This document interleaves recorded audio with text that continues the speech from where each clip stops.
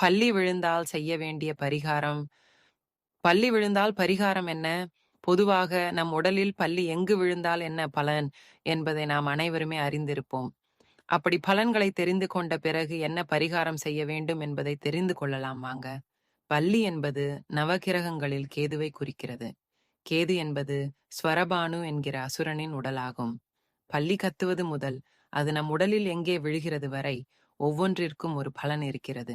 அதேபோல் பல்லி விழுந்தால் செய்ய வேண்டிய பரிகாரமும் இருக்கிறது. அதனை பற்றி தெரிந்து கொள்ளலாம் வாங்க. பல்லி விழுந்ததும் குளித்து முடித்துவிட்டு வீட்டில் விளக்கேற்றி வழிபடுங்கள். மேலும் அருகில் உள்ள கோவிலுக்கு சென்று தெய்வங்களை வழிபாடு செய்யுங்கள். எந்த கெட்ட செயலும் நடந்துவிடக் கூடாது என்று வேண்டிக் கொள்ளுங்கள். உங்களால் முடிந்தால் காஞ்சிபுரம் வரதராஜ பெருமாள் கோயிலில் உள்ள தங்கம் மற்றும் வெள்ளியால் செய்யப்பட்ட பல்லியின் சிலையை தொட்டு வணங்கலாம். இவ்வாறு செய்தால் பல்லியனால் ஏற்பட்ட தோஷம் நீங்கும் என்பது ஐதீகம்.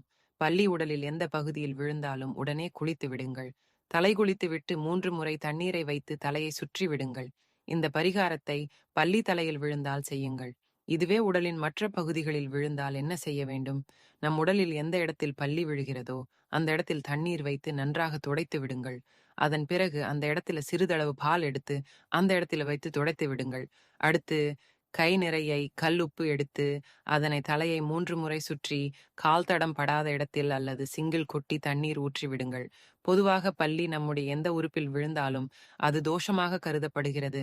இந்த தோஷத்தை நீக்குவதற்கு கோயிலுக்கு சென்று ஏதாவது உங்களால் முடிந்த தானத்தை செய்யுங்கள். இல்லையென்றால் வெள்ளை எள் தானத்தை வழங்க வேண்டும். மேலும் கோவிலில் விளக்கு போடுவதற்கு மண்ணால் செய்யப்பட்ட விளக்குகளில் வாங்கி அதில் விளக்கு போட வேண்டும். இதன் மூலம் பல்லி தோஷம் கழிந்துவிடும்.